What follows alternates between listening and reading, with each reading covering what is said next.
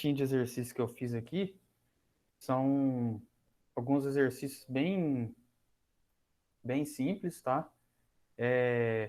Só me confirma uma coisa, tá aparecendo aí a lista, né? Que às vezes eu não sei se eu pus só para compartilhar o Meet.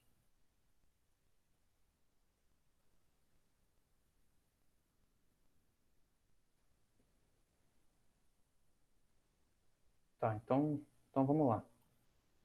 É,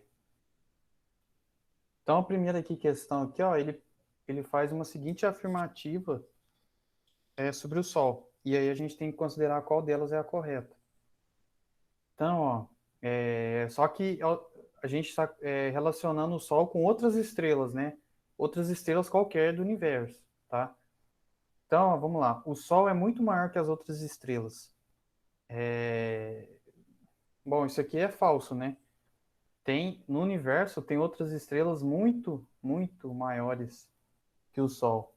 Então, o Sol não é muito maior que outras estrelas. Na verdade, o Sol é até pequeno perto de outras estrelas, né? Então, a não é.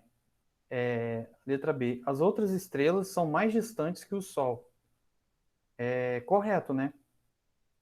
Porque a estrela mais próxima que a gente tem é o Sol, né? E depois do Sol é a Sirius, né? Lembra daquela aula que eu falei com vocês? E a Sirius, nossa, a Sirius está muito longe, né? Então a estrela mais próxima aí que a gente tem é o Sol, mais próximo, né? Então a letra B está correta. Vamos ver as outras aqui, ó. O Sol é o centro da galáxia, mentira, não é? O Sol é quente, enquanto as estrelas são frias. Mentira, todas as estrelas são quentes, né? Então aqui na número 1 é a letra B, tá? Ah, e se alguém tiver alguma pergunta, quiser perguntar alguma coisa, pode me parar, tá? A 2. Vistas daqui, as estrelas do Cruzeiro do Sul podem ser conectadas com linhas imaginárias para formar a figura de uma cruz. Até onde teríamos que viajar para observar uma mudança notável na figura formada por essas estrelas? Aqui é uma questão interessante porque é o seguinte, foi como eu falei naquela aula de constelações. A constelação que a gente vê, as constelações que a gente vê são formadas por estrelas, né? Só por estrelas. E essas estrelas, elas estão muito longe da gente. E quando eu falo muito longe, é questão assim de anos-luz, tá? A gente vai discutir mais para frente o que é anos-luz. Eu acredito que nessa aula de hoje a gente vai discutir o que é anos-luz. Então é muito longe, né? Então para a gente observar, para a gente começar a ver essa constelação Estrela do Sul, sei lá, ficando mais torta ou diferente, a gente tem que andar muito, a gente tem que ir muito longe. Então, por exemplo, ó, se a gente viajar até a Austrália, né, que está no hemisfério sul, a gente vai ver a Cruzeiro do Sul do mesmo jeito, tá? Na Lua, mesma coisa. Plutão, não vai ter quase nada de diferença. Se tiver alguma diferença, é questão de milímetros, né? Para a gente notar essa diferença, a gente tem que ir para uma estrela bem distante, tá? Que aí sim a gente consegue ver essa estrela do Sul se modificando, tá bom? Então tá, na 4. Em 20 de março, o Sol ocultou-se diretamente na direção do ponto cardeal oeste, como mostra o diagrama embaixo. Então, ó, o Sol aqui ele se pôs bem no oeste, tá? Aí ele pergunta, aonde ele se ocultou 2 semanas depois? Aqui é o seguinte, ó. Primeira coisa, 20 de março. Março, a gente acabou de sair do verão, né? E entramos no outono. Então, repara o seguinte: a gente está no hemisfério sul, né? Então, março, abril, maio, a gente começa a entrar no inverno. E aí, o que que acontece? O Sol ele começa a se pôr mais para o norte, né? Por quê? Deixa eu ver aqui. Eu tinha que estar com Caramba, eu tinha que estar com o slide aberto, peraí.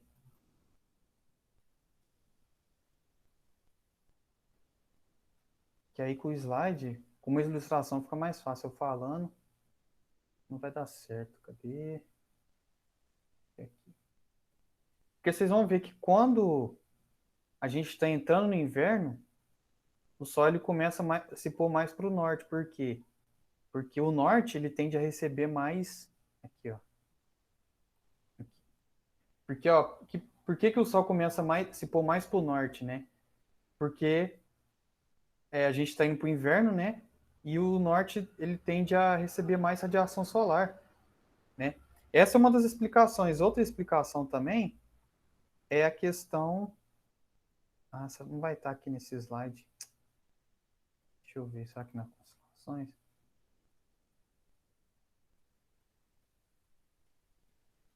Aqui, ó.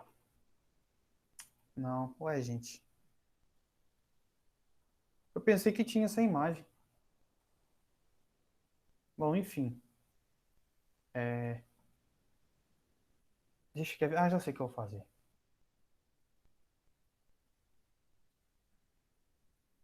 Vou abrir aqui o desenho. Vou rabiscar pelo menos para vocês terem uma ideia.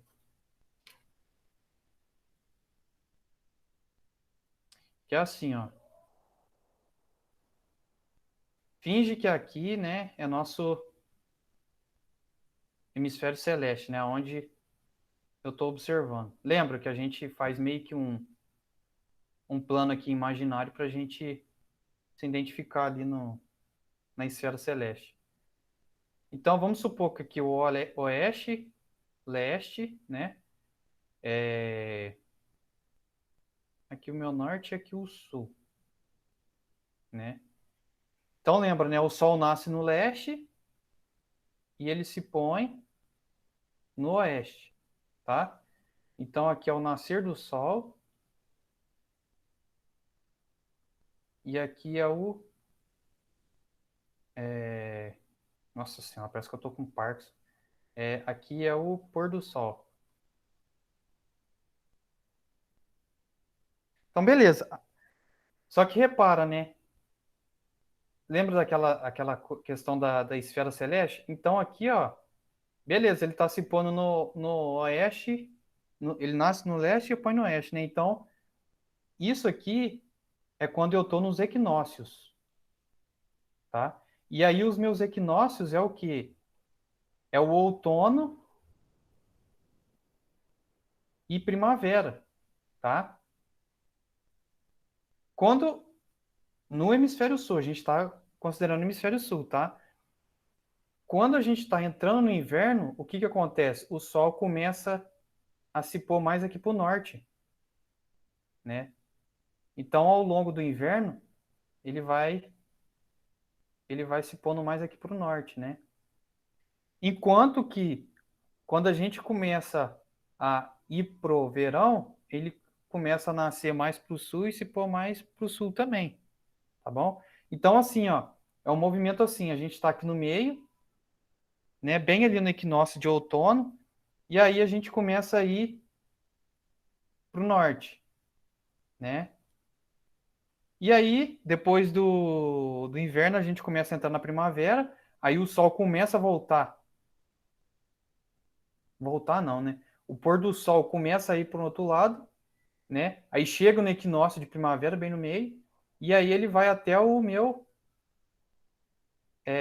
Ai, como é que é o nome? Fugiu agora. Solstício, né? Então, quando ele chega aqui no ponto máximo, né, a gente tem um solstício. E aí o solstício a gente é o quê?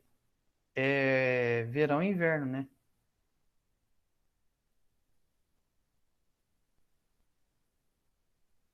Tá bom? Então, ó,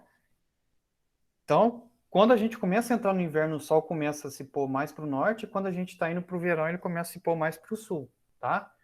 Então, ó, essa questão aqui é a letra C, mais para o norte, né? Tá? Deixa eu ver. Beleza. Então, vamos para 5. Como seria o céu se pudesse ver as outras estrelas com o sol acima do horizonte? O desenho abaixo representa essa situação em um determinado dia. O Sol cruza o meridiano local na constelação de Gêmeos. Em qual constelação estará o Sol no poente desse mesmo dia? Então, o que que ele está falando aqui? Ó? Ele está perguntando, né? Imagina se durante o dia a gente pudesse ver as constelações, né? E aí ele fala que o Sol está ali bem no meridiano, né? Dos Gêmeos. E aí ele pergunta, é, quando o Sol estiver pondo, em qual constelação que o Sol vai estar, tá? Aqui também causa uma confusão, por quê? Porque o que que a gente acha, né? O Sol nasce no leste e se põe no oeste, né? Então, ó, quando ele se tiver se pondo, né? Ah, vai estar em Áries. Mas não, ó uma pegadinha. As estrelas, elas estão fixas no céu, né? Então, é, esse movimento que a gente acha que o Sol está fazendo, que as constelações se movem no céu, na verdade é a gente que está em movimento, e aí o nosso campo de visão muda, né? Então, conforme a Terra vai girando, o Sol vai se, né? No nosso ponto de referência, o Sol vai se nasce e se põe, né? E as constelações, elas também, elas, como é que eu posso falar? Elas seguem esse movimento de rotação da Terra. Então, quando o Sol estiver se pondo nesse mesmo dia, Gêmeos vai estar no mesmo lugar. Entendeu? Por quê? Porque devido à rotação da Terra, Gêmeos ali se move também junto. Entendeu? Então, quando o Sol estiver se pondo, Gêmeos vai estar juntinho do Sol. Ela segue esse caminho, né? Beleza? Então vamos para 9. Uma pessoa sai para observar o céu e o vê como na imagem ao lado, cores invertidas. Ela repara que naquele momento a constelação do Cruzeiro do Sul está em pé, apontando diretamente para o ponto cardeal sul. Considere as afirmações a seguir. Ó. Então aqui a gente tem Cruzeiro do Sul, tá? Essa pessoa se encontra no hemisfério sul. Na verdade, não, né? Por quê? Porque o Cruzeiro do Sul, gente, quando a gente vê ele aqui do hemisfério sul, ele tá bem lá no, vamos falar assim, ele tá bem lá no meio do céu, né? Aqui, olha como é que o Cruzeiro do Sul tá, ela tá próxima do horizonte. Então, isso aqui não é o hemisfério sul, né? O Cruzeiro do Sul tinha que estar mais para cima. Essa pessoa se encontra no hemisfério norte. Verdade. Por quê? Porque, ó, repara que a constelação Cruzeiro do Sul, ela é do, ela tá mais presente no hemisfério sul, tá? Porém, a Cruzeiro do Sul é vista no hemisfério norte? Só em locais que fica, assim, como é que eu posso falar? Fica ali bem próximo da linha do Equador, né? E aí essas pessoas vão ver o quê? Vão ver a Cruzeiro do Sul próximo ao horizonte, tá? Então essa pessoa aqui tá no hemisfério norte.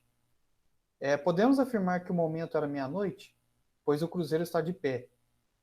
Não, né? Não tem nada a ver.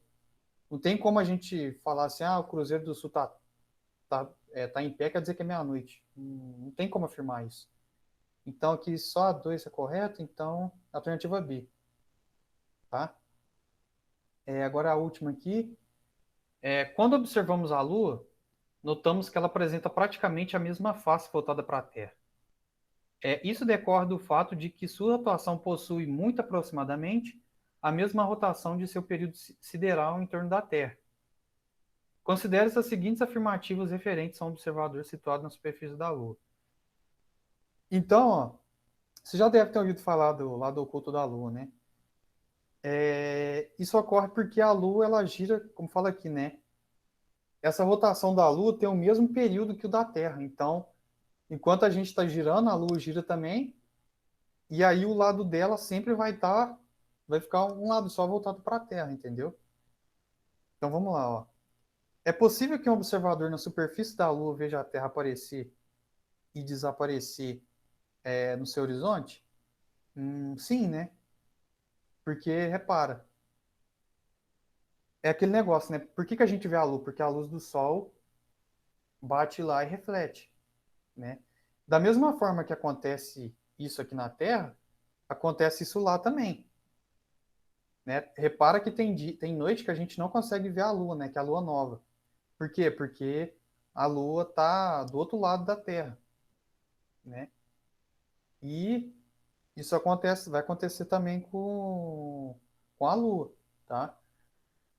A Terra aparece e desaparece no horizonte para um observador situado nos polos selenográficos. Polos selenográficos são os polos, se não me engano, celestes da Lua, tá? Então é como se a gente estivesse no polo norte e polo sul da Terra. É verdade, né? É o mesmo raciocínio que dá um. A Terra nunca será visível para um observador situado no hemisfério oculto. O hemisfério oculto é o lado oculto da Lua, né? Que sempre fica escuro, verdade. A Terra sempre está visível para um observador situado no hemisfério visível. É verdade, tá? Porque o hemisfério visível ali é o lado que está sempre voltado para a Terra. Então, você sempre vai poder ver a Terra, tá? Então, ó, repara que aqui entre a 4 e a 1 tem uma pegadinha, né? Na 1, a gente está considerando a Lua toda. Então, se eu tiver no lado oculto, eu não vejo a Terra, né? Então, desaparece. Aqui não, aqui eu estou considerando só o hemisfério visível, então é verdade. Então, todas são corretas, é a letra A, beleza? Então, gente, tudo certinho com esse exercício aqui, alguma dúvida? Se tiver alguma dúvida, pode falar que a gente volta lá e resolve de novo. Nadinha, nadinha? Se vocês ficar quieto, eu vou achar que tá tudo certo.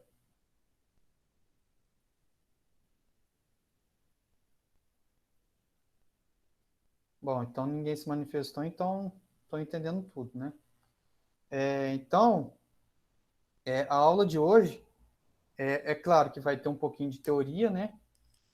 Mas hoje a gente vai entrar um pouquinho na matemática. Para vocês do sexto ano, né? Talvez vocês se assustem um pouco, mas para vocês do sexto ano, a teoria é o suficiente, tá? Agora, para a Rebeca, um pouquinho das contas é bom saber, tá? E vocês vão ver aqui nessa aula que dentro dessas contas aqui, vai precisar saber só de um detalhezinho, tá? Iris, então, eu perguntei deixa eu ver aqui. Eu perguntei pro João, ele falou que te enviou os dados. Agora depois eu vou conferir terminando Ah, aqui. sim, eu vou repassar os deles, porque o dia que ele me enviou, eu ia tentar inserir, né? Mas aí, como eu vou ficar de colaboradora, aí acho que vai ter que ser você para fazer a inserção. Eu vou te encaminhar os dele, tá? Que ele me passou Tá. certinho. Aham, quer ver? Olha aqui agora. É, eu acho que todo mundo que me passou, eu escrevi, eu cadastrei, entendeu? Ah, falar que eu não lembro a senha. Aff, eu sempre esqueço a senha.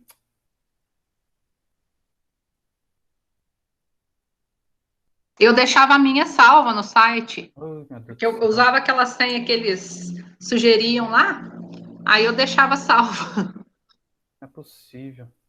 Mas é legal, o site da OBA é bem estruturadinho. Pior que eu Ah, você pode clicar ali para recuperar, né, quando você esquece. Porque eu terminando a sempre aula esqueço. aqui. Então, eu formatei o computador aí, ó. Oh, caramba. Mas terminando a aula aqui, eu entro, eu dou um jeito aqui e passo, eu mando lá no Certo. grupo, tá? Uhum. Eu já passei os dados dele para você pelo WhatsApp, Tá. tá? Uhum. Tá, então, gente, então voltando aqui. Então, hoje eu vou entrar, como eu falei, né? Vai ter um pouquinho de matemática, mas assim, para vocês do sexto ano, a teoria já basta. Agora, para a Rebeca, só vai ter um detalhezinho, uma continha que vai ser assim, vai ser a chave do negócio. E a maioria dos exercícios usa essa equaçãozinha, tá? E é uma equação muito simples, muito, muito, muito simples. É uma fração, tá? Então, vamos lá. Rebeca, quer falar alguma coisa? Você ativou o microfone aí? Não? Então vamos lá, então.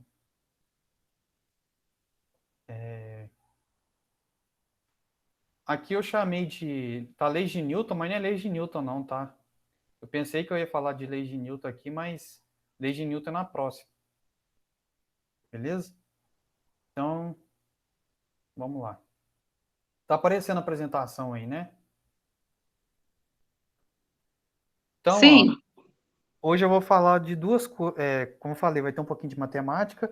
E dentro dessa matemática tem a teoria é o seguinte, são as grandezas físicas, né? E a análise dimensional.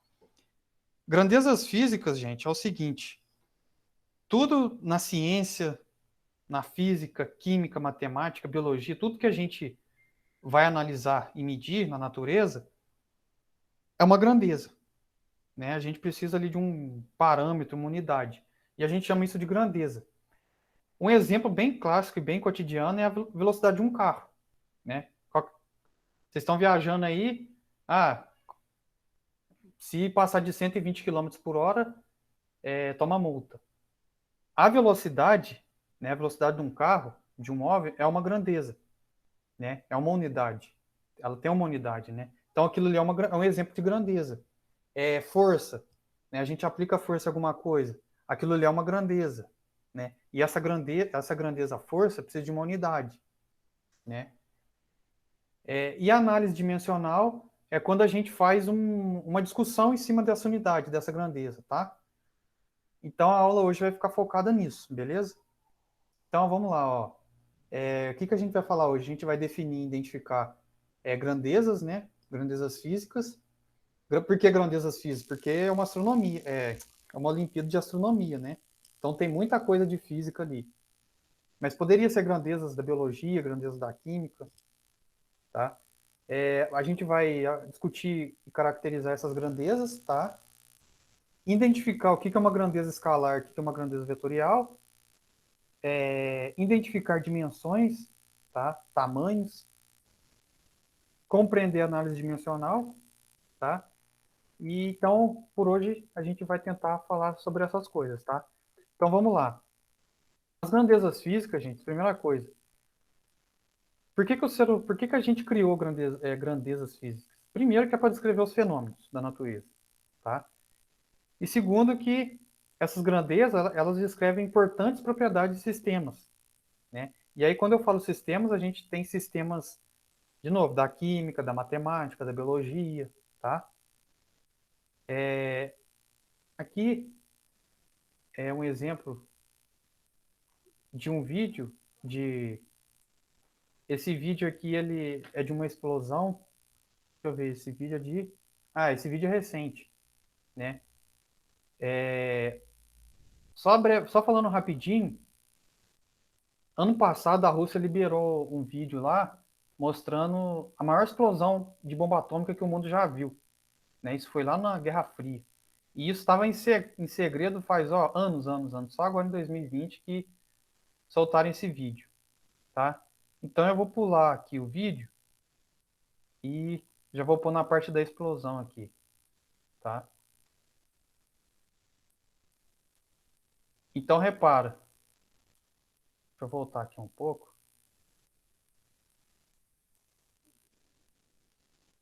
Então, ó, aqui a gente tem a explosão dessa bomba, né?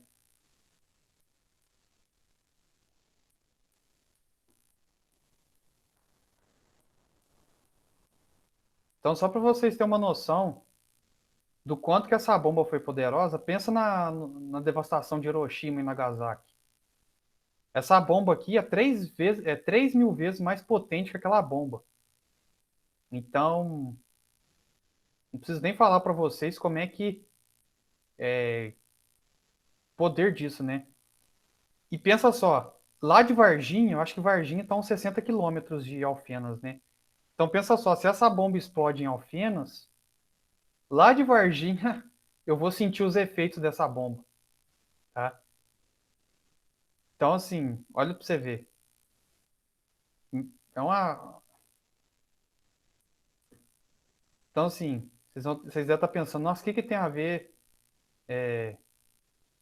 o que que tem a ver, né, esse vídeo dessa bomba atômica com a Olimpíada de Astronomia, com grandeza física? Primeira coisa, quais são os dados que me dão o poder do real poder dessa bomba atômica? A distância que ela vai, né? A altura, né, que ela sobe, e também a altura da fumaça. Tem até um estudo da física que mostra que se a gente tem dados como esses aqui, a gente consegue calcular o poder dessa bomba, tá? Então, eu dei um exemplo aqui só para vocês verem como é que essa questão de saber dados, né, de saber as grandezas de fenômenos da física é importante, né? Sabendo só essas duas, a distância que a bomba alcança e a altura da fumaça, a gente já tem noção do poder dessa bomba, né? E mais interessante ainda, você não precisa ser um grande físico, um grande matemático. Na verdade, você nem precisa saber de muita coisa da física. Só da gente ver que essa bomba ela consegue cobrir uma distância muito grande e que a altura da fumaça dela vai muito alta, o que que a gente imagina, né? Sem estudar física, já dá para saber que essa bomba é muito forte, né? Então repara que essa questão das grandezas físicas, né, dentro da física, é importante, é muito importante, tá? E isso é uma pena, porque no ensino médio a gente passa por, a gente nem discute isso, a gente passa assim, ó, velocidade é isso, tempo é isso, força é isso, né? Não só na física, na química, na matemática, né? Ah, o ângulo é isso, geometria calcula isso, né? Na biologia, né, Iris, também um tanto de coisa assim que infelizmente não dá para discutir muito. Então, é muito importante essa questão das grandezas, tá? E aí, ó, dentro da física, né, porque a gente Olimpíada de Astronomia, né? Quais são as principais grandezas? A gente tem o comprimento, né, que na matemática estuda bastante. E aqui, ó, para vocês do sexto ano que não sabem, SI, o que que é SI? É o Sistema Internacional de Unidades, tá? Todas as grandezas de todas as áreas das ciências, elas são padronizadas. Por quê? Porque pensa só, vou dar um exemplo para vocês. Tem uma historinha, vocês já devem ter ouvido falar nisso, de um foguete da NASA, que quando os caras lançaram esse foguete, eles perderam o foguete foi embora, e aí eles perderam o foguete. Falou, gente, o que aconteceu? Para onde que esse foguete foi, né? Aí depois de dias, eu acho que foi até meses, os caras reestudando, né, todo o projeto do foguete, eles foram ver que lá no programinha, né, do foguete, porque os foguetes eles têm um programa, né, de computador, que lá no programinha, dentro do programa desse foguete, a unidade se eu não me engano, de energia não era joule, era uma outra unidade. E aí o que que acontece?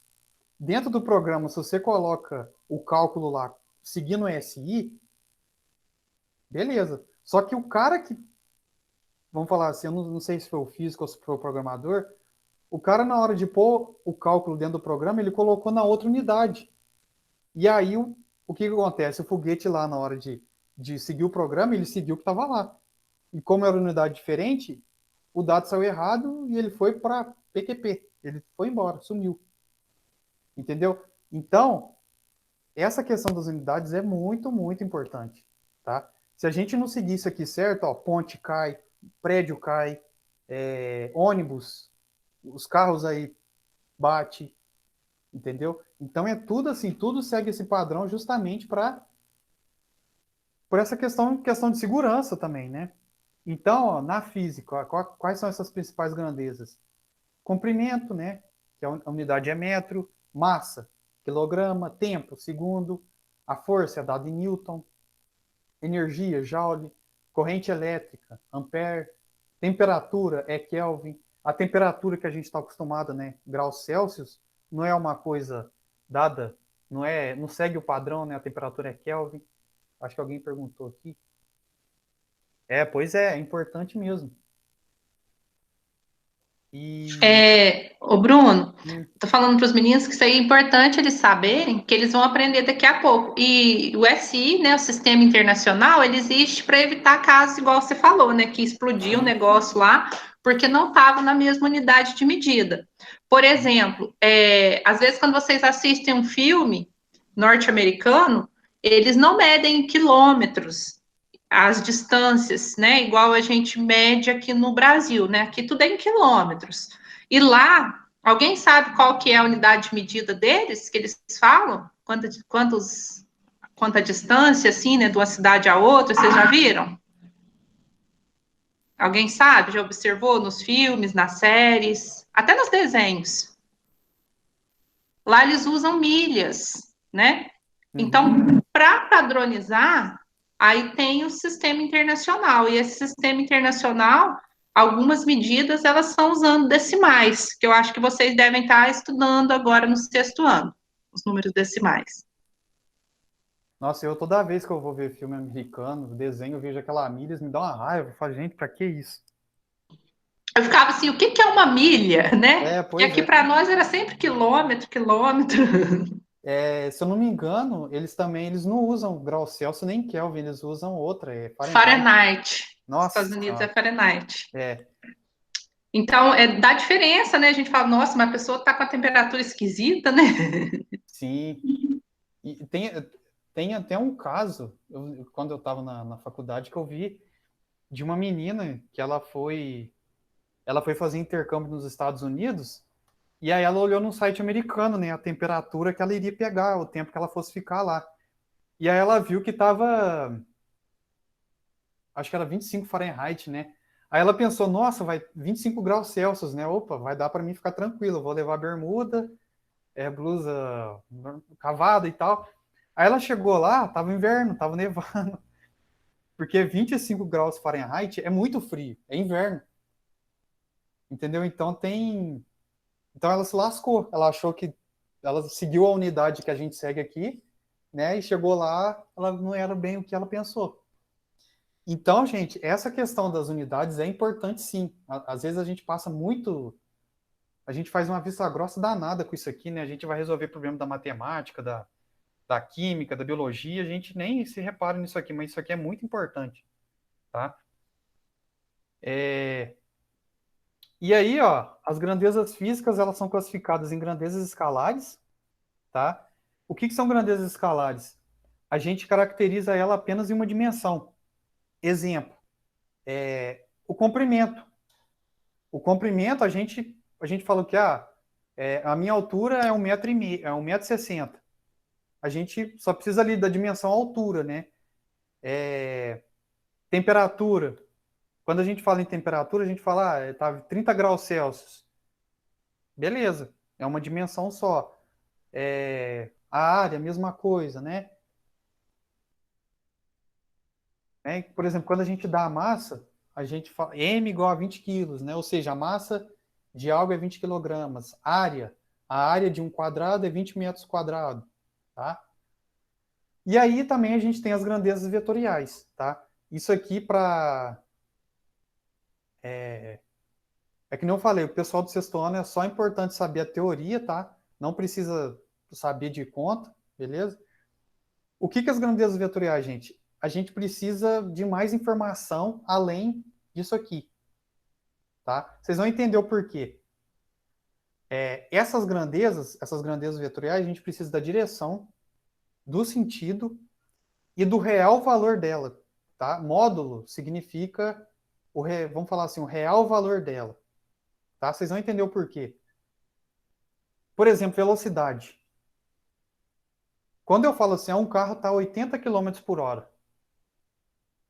Na física, nas ciências, nas engenharias da vida, quando eu falo em velocidade, eu preciso saber para onde, quando eu falo assim, um móvel está em velocidade, eu preciso saber para onde ele está indo.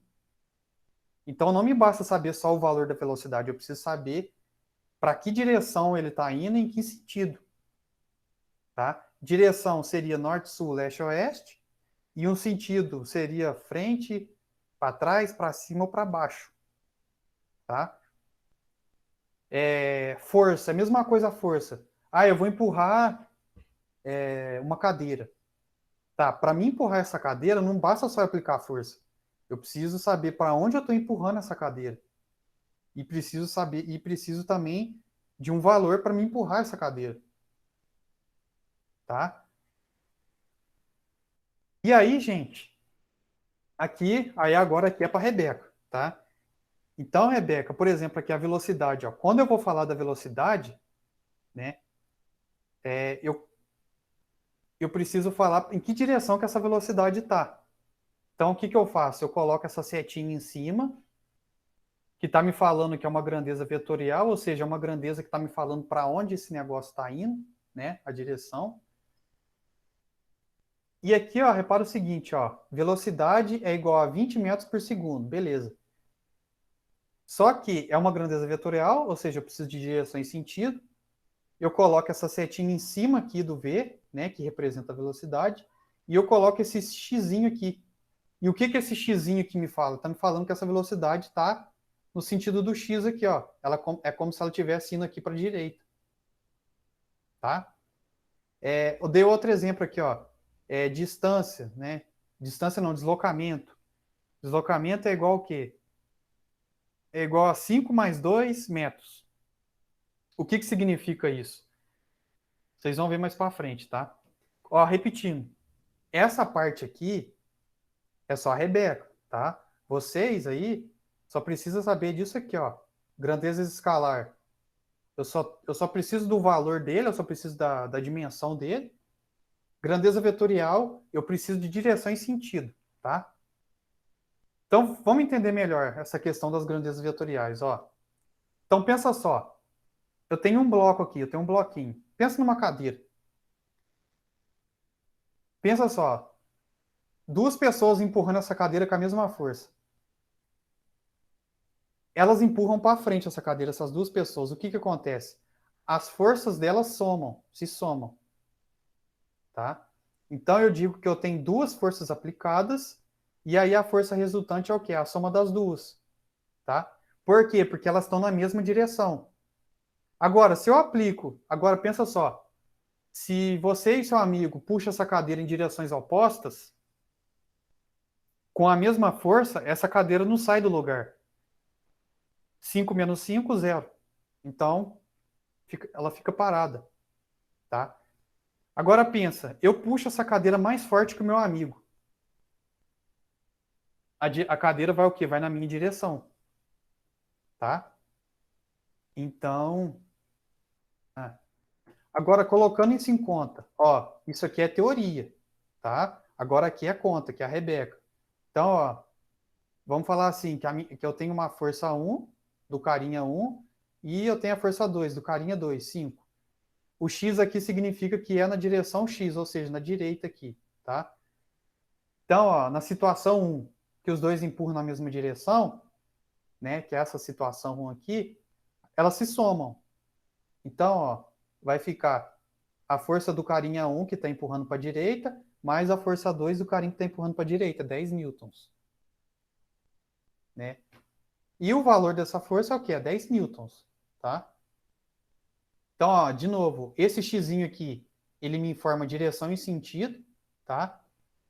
E esse valor aqui que acompanha direção e sentido é o meu módulo, ou seja, é o valor da força resultante, tá? Valor das forças aplicadas. Então, ó, o módulo da força 1 aqui é 5 e da força 2 é 5. Ou seja, o carinha 1 está empurrando com uma força de módulo 5 na direção para a direita, e o carinha 2 está aplicando uma força de 5 newtons na direção direita, ou seja, eu somo as duas, então eu tenho uma força total de 10 newtons na força para a direita, beleza?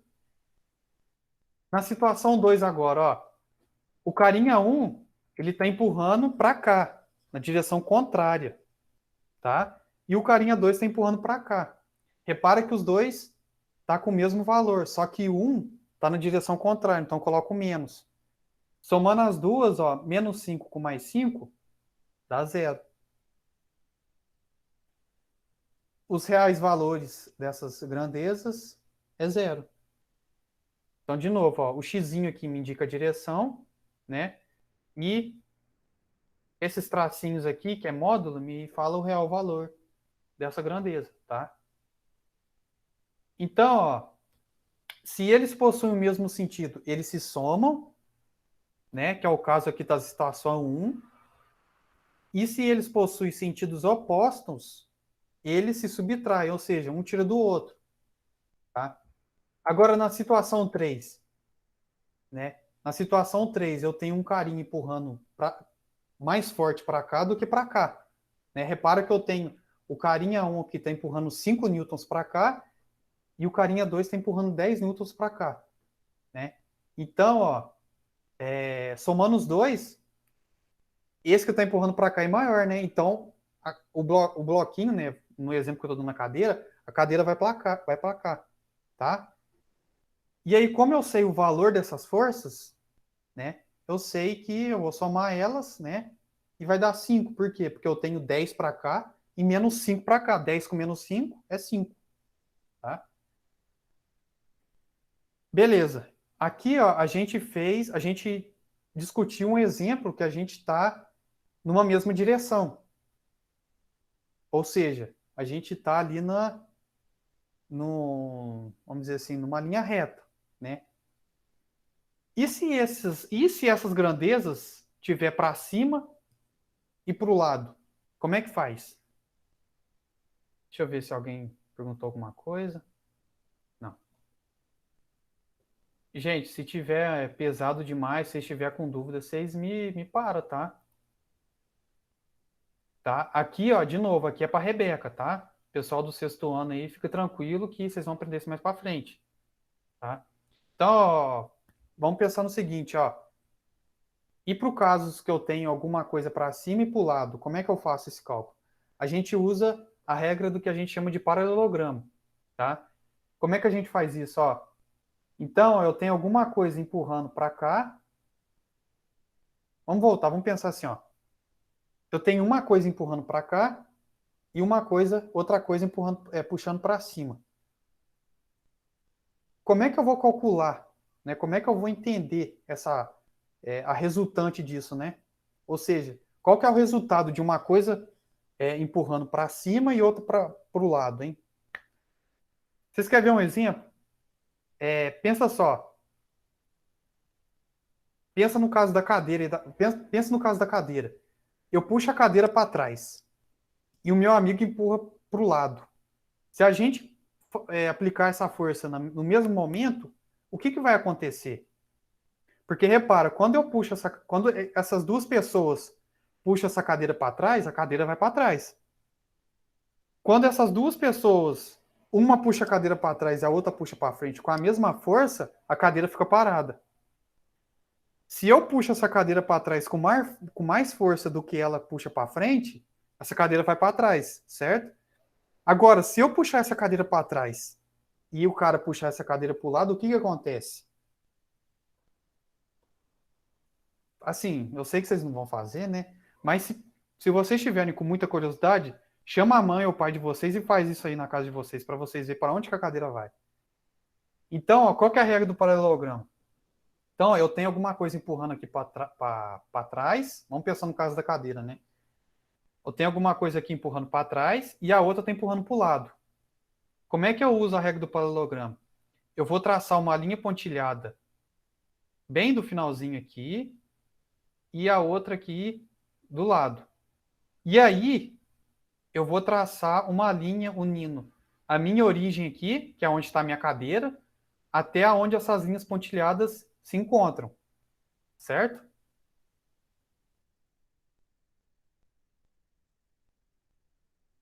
Isso aqui, essa linha aqui, é a direção para onde a cadeira vai. Vocês vão ver que, por exemplo, se eu puxar a cadeira para trás e um amigo ou o pai de vocês puxar a cadeira para o lado, a cadeira vai vir assim, ó. Ela vai vir meio torta. Ela não vai vir para cá nem para o lado, ela vai meio que pegar o meio ali, tá? E aí, usando a matemática para a gente calcular isso, a gente usa essa regra do paralelogramo. É como se a gente imaginar, pensa vocês visualizando essa cena de cima. Vocês vê você empurrando para trás e seu pai ou a sua mãe para o lado. A direção que a cadeira vai é uma linha bem ali, bem no meio ali, bem meio torta, tá? Então, usando a matemática, a gente chama a regra do paralelogramo, tá? E aí, de novo, pessoal do sexto ano, vocês vão ver isso mais para frente. Acredito que no sétimo, no oitavo ano, vocês devem ver isso em matemática. Mas, para a Rebeca, isso aqui é importante, ó. Então, beleza. Vamos supor que eu puxei essa cadeira com uma força de 1, e o seu amigo aí, a sua mãe, puxou para o lado com uma força de 1. Qual que vai ser o valor dessa força que a cadeira fez para cá? Porque tem uma força, né? Se ela está vindo para cá, tem uma força. Como é que eu calculo? Eu vou usar uma coisa chamada de triângulo retângulo.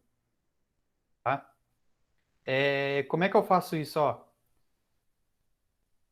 Essa reta aqui, eu tenho a mesma reta aqui do lado, tá vendo? Ó, eu tenho retas paralelas, certo? E aí aqui, ó, eu tenho um triângulo, tá certo? Esse triângulo aqui, eu acho que o pessoal do sexto deve saber. É um triângulo retângulo, por quê? Ele faz um ângulo de 90 graus aqui, certo? Então, ó, eu tenho aqui o triângulo retângulo, tá?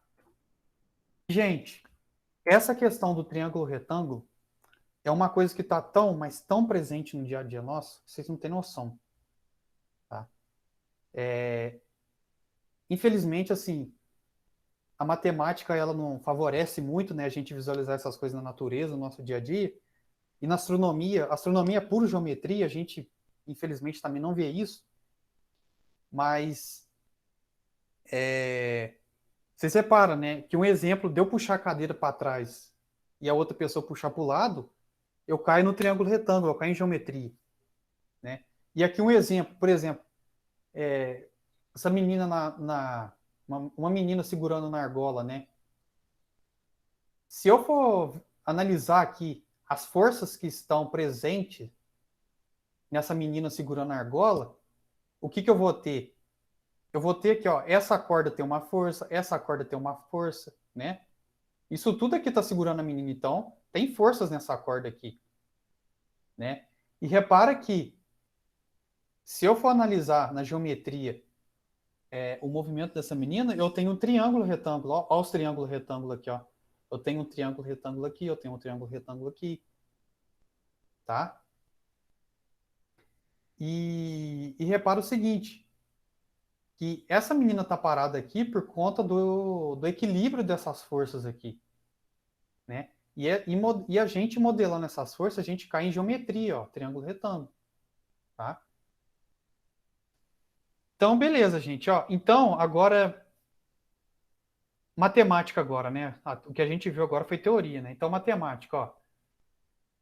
Então, pensa só. Esse amigo de vocês aí que tá puxando a cadeira pro lado, vamos considerar que tá trocado aqui, tá? Mas vamos considerar que pro lado aqui a gente tem um F1, né? Que eu coloquei como 1 newton.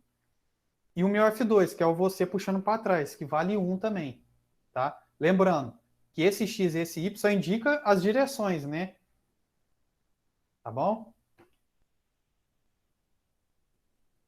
Vetorialmente falando, ou seja, em questão de vetores, o meu FR aqui, ou seja, para a minha cadeira vindo torta assim, é a soma dessa força de eu empurrando para trás, mais a força empurrando para o lado, beleza?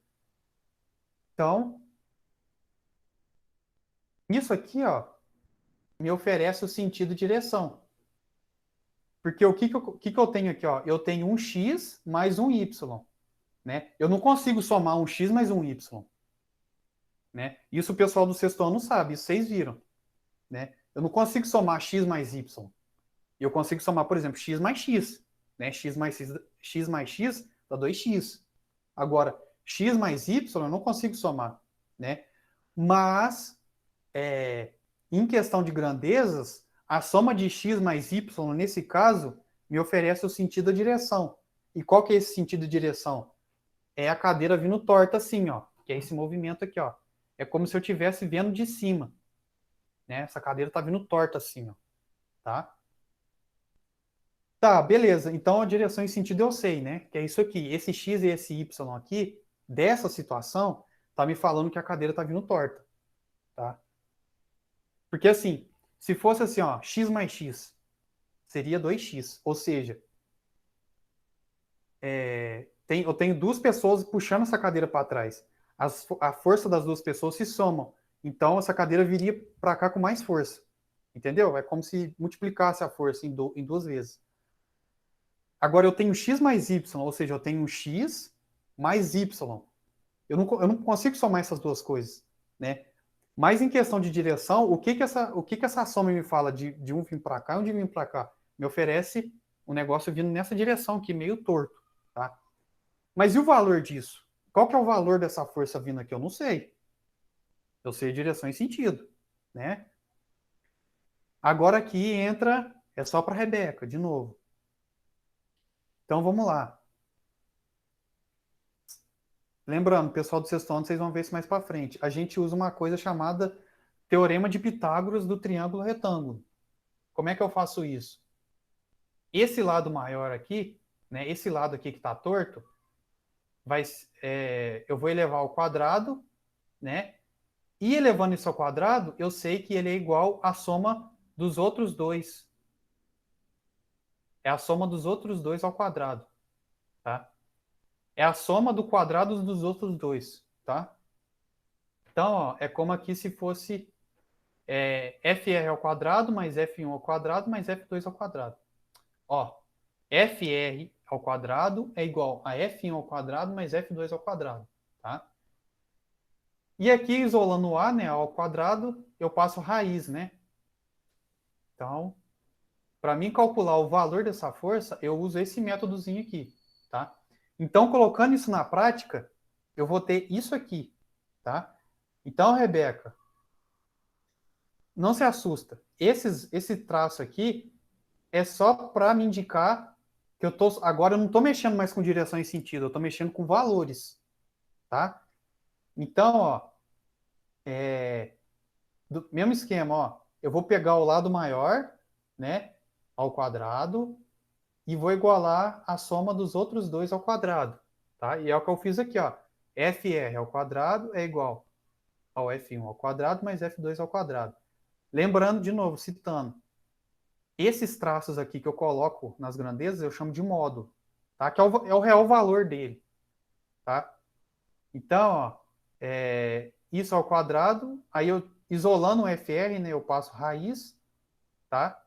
Eu sei que F1, eu falei que é 1, né? O F2 é igual a 1. 1 ao quadrado é 1, 1 ao quadrado é 1, então vai ficar 1 mais 1, que é igual a 2. Então, o valor dessa cadeira vindo torta assim vai ser raiz de 2.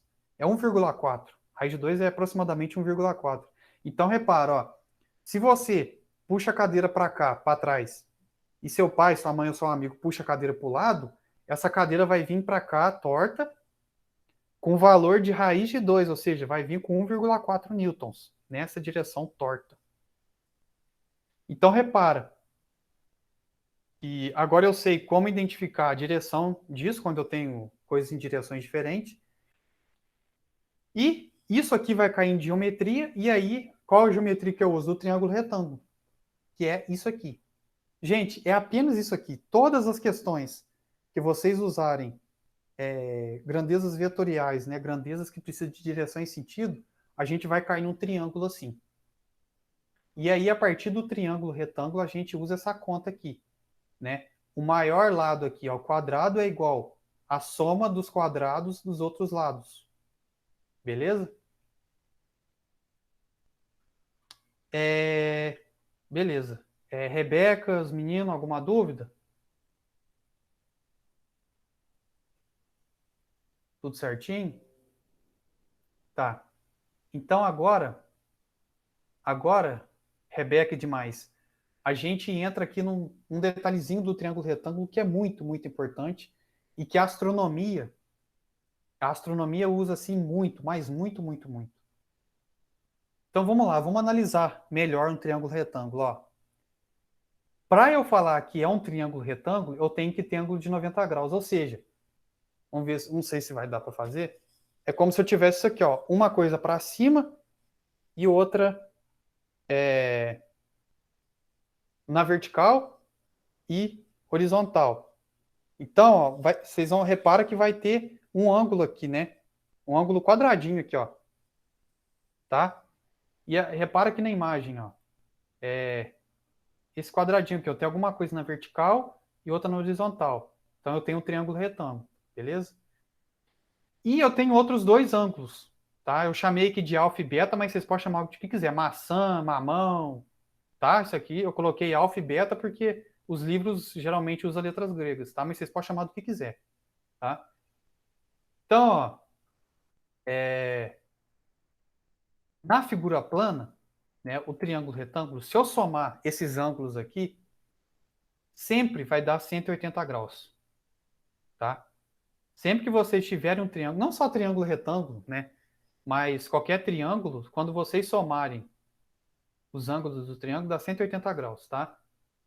E a área de um triângulo é base vezes a altura dividido por 2. Você já deve ter visto isso em matemática, né? Então, a área de um triângulo é o quê? É a base, né? A base aqui do triângulo retângulo é isso aqui, vezes a altura, que é isso aqui, e dividido por 2. Eu tenho a área do triângulo retângulo, tá? Oh, caramba, montei o slide errado aqui, ó. Não era para ter aparecido essa conta aqui, não. Ó, ignora isso aqui. Então, ó, vamos aqui. Vamos analisar os ângulos melhores aqui, ó. Então, o ângulo de 90 graus aqui para você está ok, certo? Eu tenho esses outros dois ângulos aqui, tá? E esses outros dois ângulos aqui, dando um zoom, pensa que a gente está dando um zoom nisso aqui, ó. Eu vou ter isso aqui, ó, tá? Eu tenho o L aqui, né? Eu tenho essa medida aqui eu chamei de R, né? E eu tenho o valor do ângulo aqui, que é essa letra grega chamada θ, tá? O θ, o valor do ângulo aqui vai ser igual ao quê? Vai ser igual ao L, tá? Que é eles chamam de comprimento de arco, dividido pelo R, que é o valor, não é o raio, hein? Não, esse R aqui o pessoal confunde muito com o raio, mas não é o raio. É a medida desse ponto até o L aqui. Beleza? Então, Rebeca, só grava isso aqui, ó. Grava isso aqui, ó. Isso aqui, a astronomia usa pra caramba, muito, muito, muito, tá? Então, para medir um ângulo, o que, que vai ser? O ângulo vai ser igual ao quê? Vai ser o comprimento de arco, que é esse Lzinho aqui, dividido pelo R. Quer ver? Eu já deixei aberto aqui. Quer ver? Vamos desenhar para vocês entenderem, ó.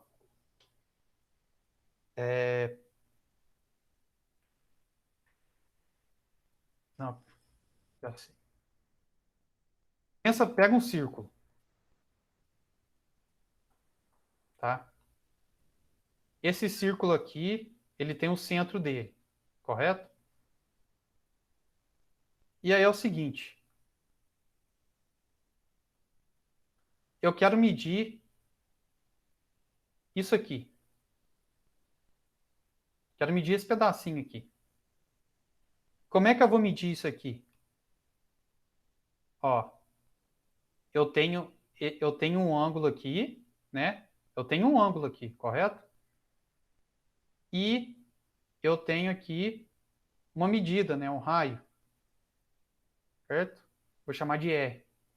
Então, oh, então essa medida que eu quero descobrir aqui, que eu vou chamar de L, e meu ângulo aqui eu vou chamar de θ, como é que eu calculo?